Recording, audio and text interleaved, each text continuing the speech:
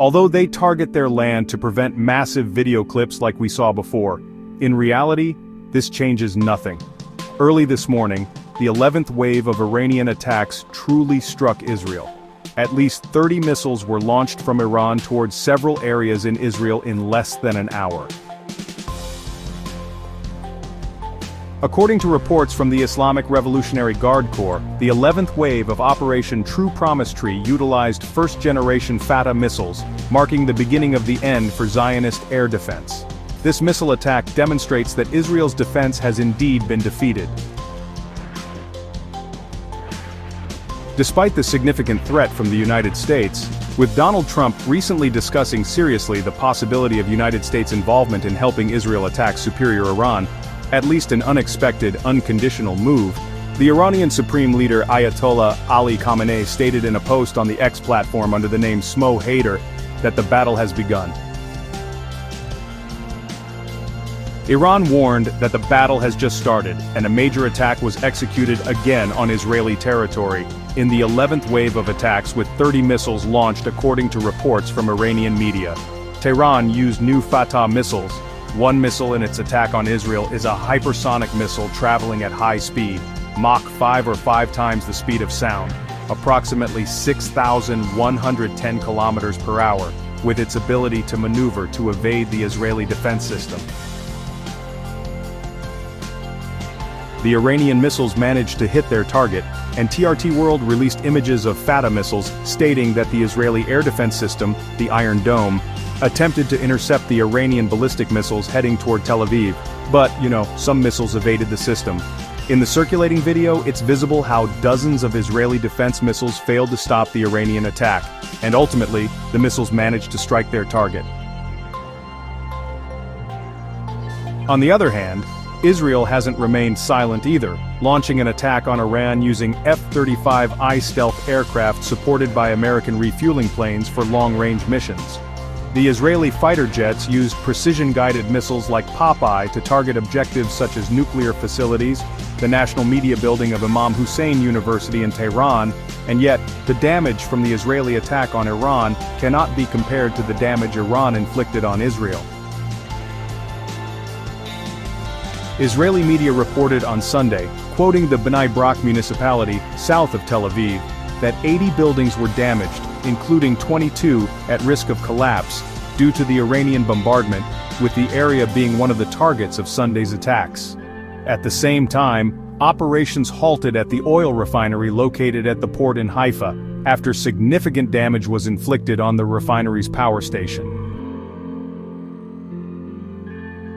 The leading Israeli biochemical research facility was also left standing. These are snapshots of Israel devastated by the massive Iranian attacks. This isn't Gaza, this is Tel Aviv, Israel's capital, which witnessed a crushing by Iran on June 17th.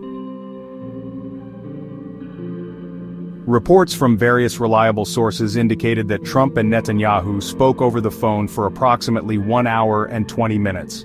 During the conversation, they discussed the possibility of further United States intervention, including the option of attacking Iranian nuclear facilities. Trump emphasized that he wants a decisive solution, not just a ceasefire, and pushed for Iran's unconditional surrender.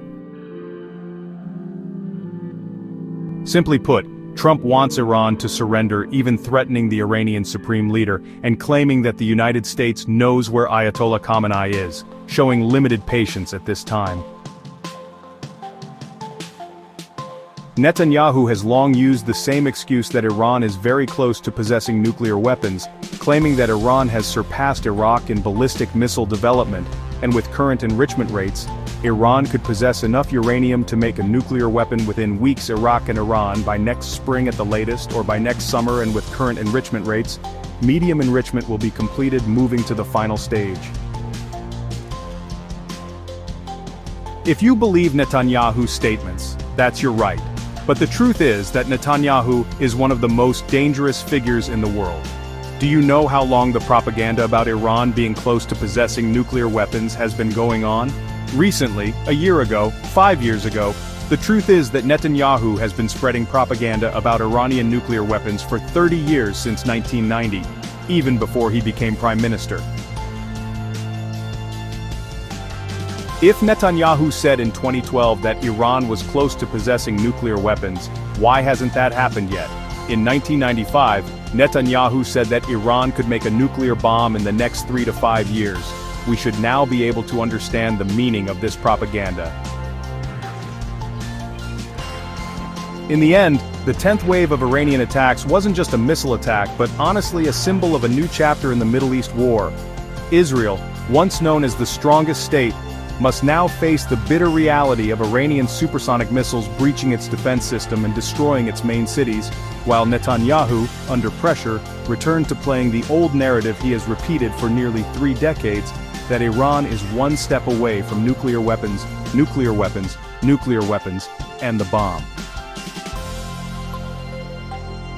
But for those following Israeli propaganda, they should start wondering if Iran has been close to nuclear weapons since 1996. Why none of that has been realized yet. It's no longer just about Israel versus Iran, but about the narrative still forming around the propaganda used as a reason for Israel to begin an invasion of Iran. Iran itself doesn't want to surrender, it resists, and attacks Israel, destroying it. When Israel is in a critical state, the United States is called to help. The United States joins and threatens Ayatollah directly. I explode. As you know, they had bad intentions, as you know. For 40 years they were saying death to America, death to Israel, death to anyone else they didn't like. They know that American involvement in this matter will be 100% at their expense. The loss they will incur is likely to be much greater. The damage Iran will sustain, they threaten us and demand our surrender in acceptable language, and they ask the nation to surrender. It seems the world is on the brink of the abyss. The question now is, will this be the last war, or just the first round of a greater hell?